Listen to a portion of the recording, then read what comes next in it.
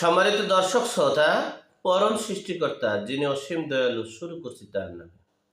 আজকের বিষয় নাহিদ ইসলামের পতনের শুভ বলেন আর দুঃসংবাদ বলেন, সেটি বিষয়ে সংক্ষেপে আপনাদের সাথে শেয়ার করছি। দেখেন, এই ছাত্র জনতার সরকার, ডক্টর মোহাম্মদ ইউনূসের সরকার, তারা দায়িত্ব গ্রহণ করার পর থেকেই ছাত্র জনতার একটা রাজনৈতিক দল গঠন করতে চেয়েছে।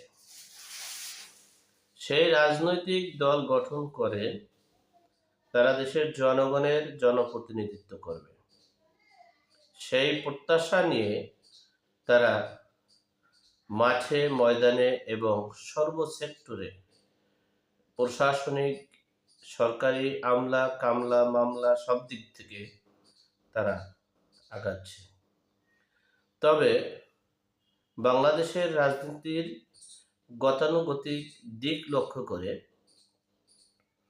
এরপরে বাংলাদেশ ন্যাশনাল পার্টি অর্থাৎ বিএনপির যে চাহিদা, সেই চাহিদা বা বিএনপির যে প্রত্যাশা যে আপনারা রাজনৈতিক দল গঠন করলে পদত্যাগ করুন, পদত্যাগ করে রাজনৈতিক দল গঠন করেন।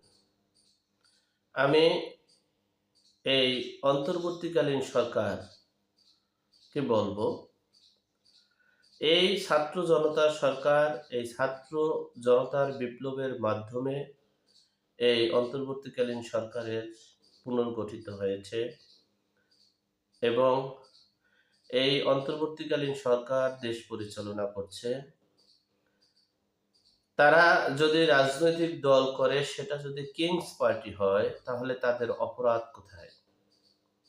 যদি হোসেন মোহাম্মদ এরশাদ কিংস পার্টি করতে পারে, জিয়াউর রহমান যদি কিংস পার্টি করতে পারে, জিয়াউর রহমান যে কিংস পার্টি করেছে, বিএনপির অনেক নেতারাই তা প্রকাশ্যে বলেছেন।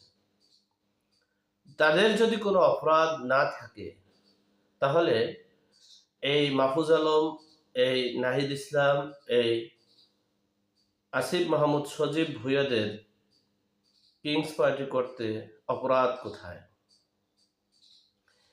এই গুঞ্জন ফাইনালি প্রায় যে নাহিদ ইসলাম তিনি পদত্যাগ করে এই ছাত্র জনতার পার্টি কিংস পার্টির তিনি আহ্বায়ক হবেন, সভাপতি হবেন।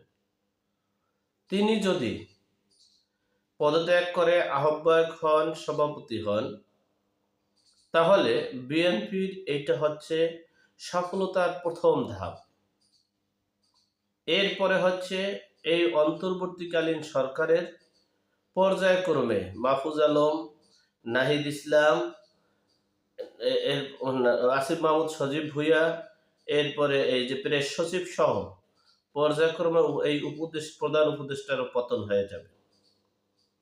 কারণ হচ্ছে, প্রথম ধাপ যখন তারা সফল হবে, দ্বিতীয় তৃতীয় ধাপে আর কোনো সমস্যা হবে না। এসএসসি পরীক্ষাটাই বড় পরীক্ষা, 10 বছরের সাধনা। এরপরে পাশ করলে মোটামুটি চাকরি বাকরি করেও বাকিটা পাশ করা যাবে।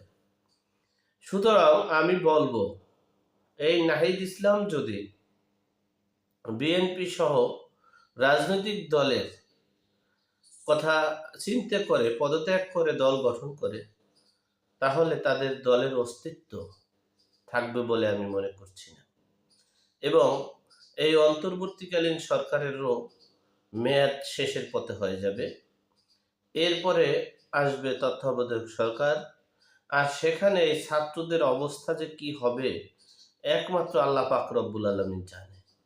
আপনারা ইতিমধ্যে টের পেয়েছেন সমন্বয়কারীদের অবস্থা।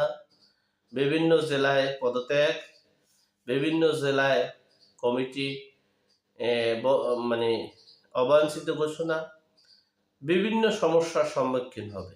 আর যদি সেটা কে কি বলল, কে কি চিন্তা করলো, আমার কি চাহিদা আছে, সেটা চিন্তা না করে কিংস পার্টির আদলে এই সমন্বয়কারী এবং ছাত্র জনতারা, এই বৈষম্য বিরোধী ছাত্ররা একটা রাজনৈতিক দল গঠন করা উচিত বলে আমি মনে করি।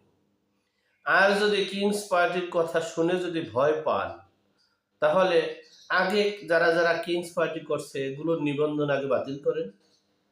এরপরে আপনারা এই কিংস পার্টি আর করবেন না। আর যদি সেটা না হয়, তারা কিংস পার্টি করায় যদি কোনো অপরাধ না হয়, তাহলে আমিও কিংস পার্টি করতে পারবো, করবো ইনশাল্লাহ যদি বেঁচে থাকি। আর যদি সেটা না হয়, তাহলে এই সমন্বয়কারী বৈষম্য বিরোধী ছাত্র এই উপদেষ্টার বাংলাদেশের কোথাও জায়গা হবে বলে আমি মনে করছি না।